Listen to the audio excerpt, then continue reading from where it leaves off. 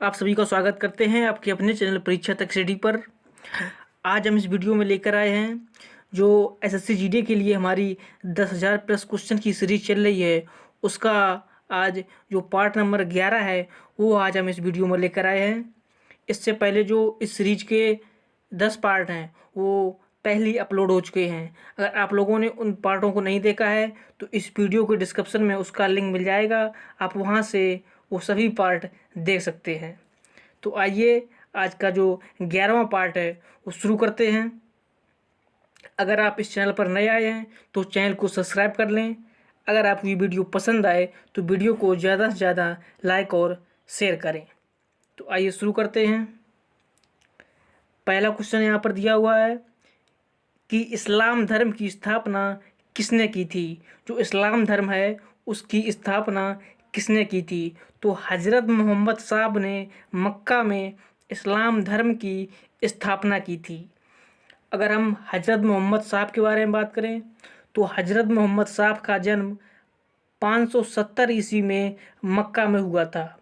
अगर हज़रत मोहम्मद साहब के पिता के बारे में बात की जाए तो इनके पिता का नाम अब्दुल्ला था और इनकी माता का नाम अमीना था, और हज़रत मोहम्मद साहब की पुत्री का नाम फातिमा था।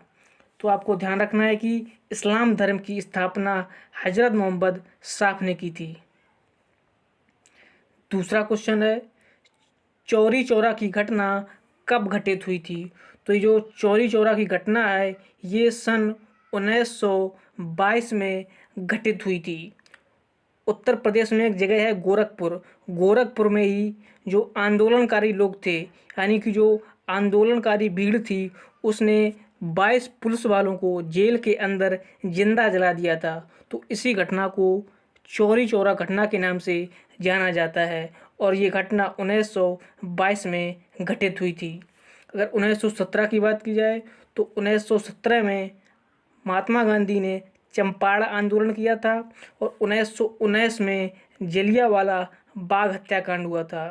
अगर 1925 की बात की जाए तो 1925 में काकोरी ट्रेन डकैती हुई थी।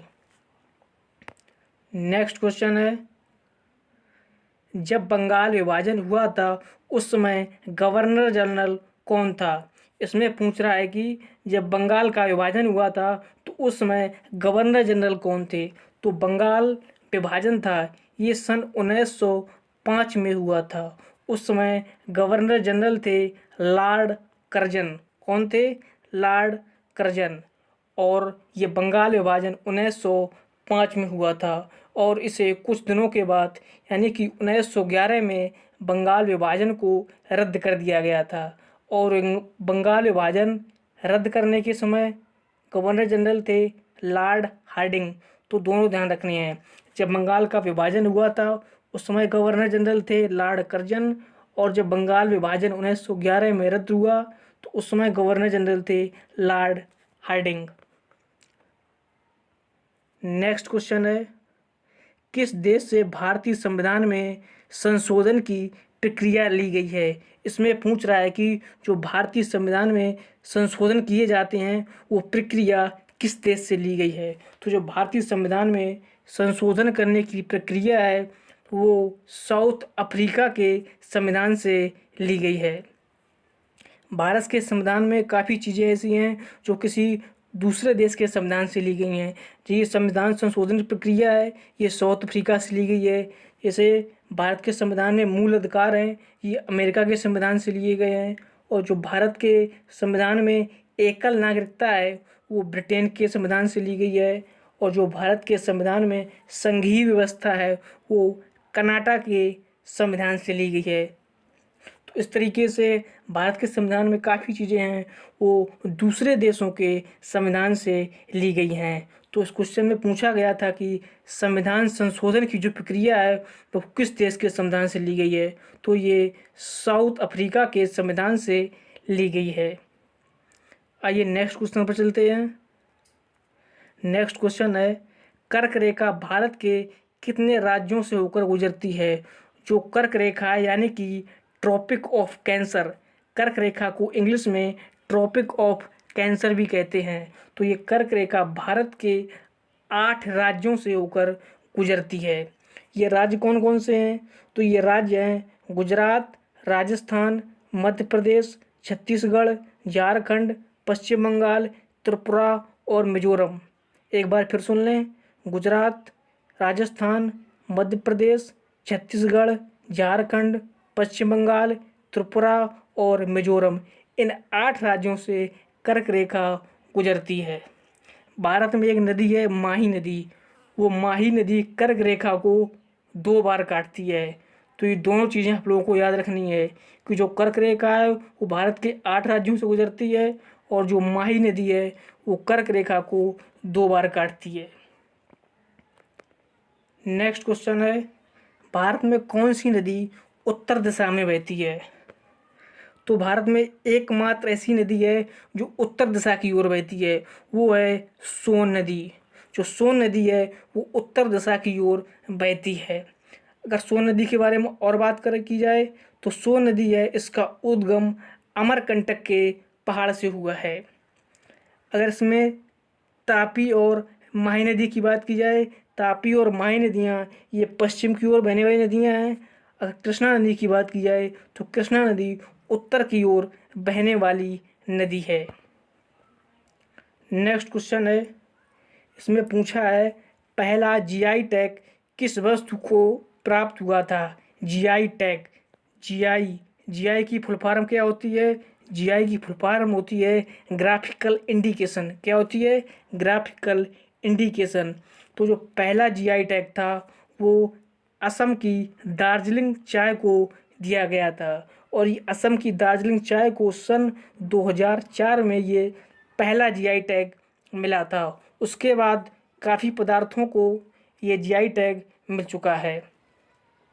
अगर आपसे पूछा जाए कि ये जीआई टैग कितने समय के लिए दिया जाता है, तो ये जीआई टैग है ये 10 सालों के लिए दिया जाता है। ऐसे इसमें कतरनी चावल दिया हुआ है, ये बिहार का एक पदार्थ है, बिहार का एक तरीके का चावल है, इसको भी जीआई टैग मिल चुका है। अगर रसगुल्ला की बात की जाए तो ये एक रसगुल्ला ये पश्चिम बंगाल की खाद्य सामग्री है, इसे भी जीआई टैग मिल चुका है। अगर इसके ऑप्शन टेराकोटा की बात की जाए तो ये टेराकोटा ये एक तरीके का कपड़ा होता है और ये उत्तर प्रदेश के गोरखपुर में इसका निर्माण किया जाता है और इस टेराकोटा को भी जीआई टैग मिल चुका है। तो इस क्वेश्चन में पूछा गया था कि पहला जीआई टैग किस वस्तु को प्राप्त हुआ था? तो पहला जीआई टैग असम की दार्जिलिंग चाय को सन 2004 में प्राप्त हुआ था। आइए नेक्स्ट क्वेश्चन पर चलते हैं। इसमें पूछ रहा है कि विक्टोरिया झील किस महाद्वीप में स्थित है?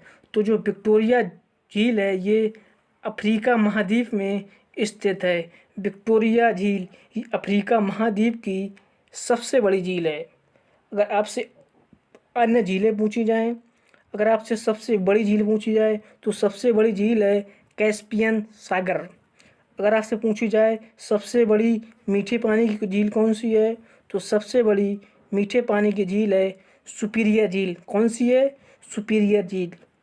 अगर आपसे पूछा जाए सबसे गहरी झील कौन है, तो सबसे गहरी झील है बैकाल झील। कौन सी है? बैकाल झील। नेक्स्ट क्वेश्चन है, इसमें पूछ रहा है कि वर्तमान में लोकसभा अध्यक्ष कौन है? तो वर्तमान में लोकसभा अध्यक्ष हैं ओम बिरला। कौन है? ओम बिरला।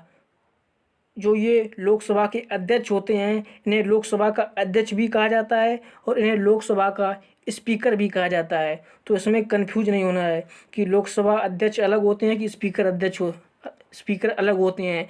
अध्यक्ष और स्पीकर ये दोनों एक ही होते हैं और वर्तमान में लोकसभा के अध्यक्ष हैं ओम बिरला। अगर इसके ऑप्शन एम वेंकैया नायडू की बात की जाए तो एम वेंकैया नायडू वर्तमान में भारत के उपराष्ट्रपति है।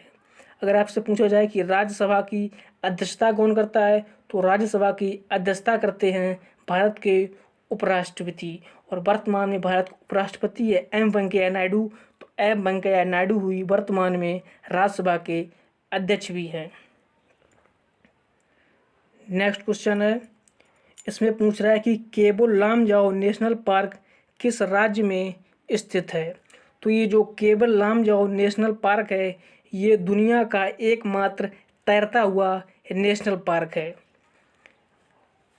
तो ये मणिपुर में स्थित है। किस राज्य में स्थित है? मणिपुर में।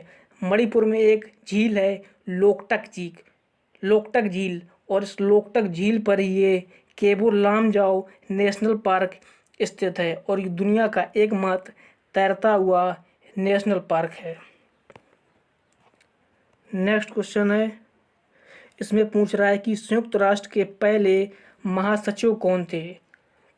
तो संयुक्त राष्ट्र के पहले महासचिव थे ट्रिगवेली। कौन थे? ट्रिगवेली।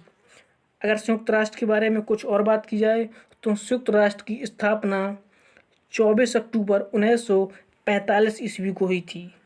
अगर आपसे पूछा जाए कि संयुक्त राष्ट्र का हेडक्वार्टर कहाँ है तो संयुक्त राष्ट्र का हेडक्वार्टर न्यूयॉर्क में स्थित है।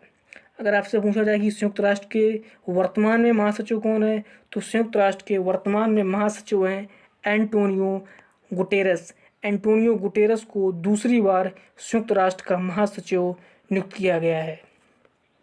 तो इस क्वेश्चन में आपसे पूछा गया था कि संयुक्त राष्ट्र के पहले महासचिव कौन थे, तो संयुक्त राष्ट्र के पहले महासचिव थे ट्रिगवेली। नेक्स्ट क्वेश्चन है, इसने पूछा है विश्व तंबाकू निषेध दिवस कब मनाया जाता है, यानी कि वर्ल्ड नो टोबैको डे कब मनाया जाता है। तो जो विश्व तंबाकू दिवस है ये 31 मई को मनाया जाता है। अगर इसके ऑप्शन 5 जून की बात की जाए तो 5 जून को विश्व पर्यावरण दिवस मनाया जाता है। अगर इसके ऑप्शन 1 दिसंबर की बात की जाए तो 1 दिसंबर को विश्व एड्स दिवस मनाया जाता है। नेक्स्ट क्वेश्चन है, वायुमंडल में नाइट्रोजन का प्रतिशत क्या है। इस क्वेश्चन में पूछ रहा है कि जो वायुमंडल में गैसें होती हैं उसमें जो नाइट्रोजन गैस है उसका प्रतिशत कितना है। तो वायुमंडल में नाइट्रोजन का प्रतिशत है 78%। अगर वायुमंडल में अन्य गैसों की बात की जाए तो अन्य गैसों में नाइट्रोजन इसमें 78% पाई जाती है, ऑक्सीजन इसमें 21% होती है, आर्गन गैस इसमें 0.9% होती है और अन्य गैसें होती हैं वो 0.1% होती हैं। इसमें जो गैसों का अलग अलग परसेंटेज है वो आप लोगों को याद रखना है। नाइट्रोजन 78% पाई जाती है, ऑक्सीजन 21%, आर्गन 0.9% और अन्य गैसें हैं जो वो 0.1% पाई जाती हैं।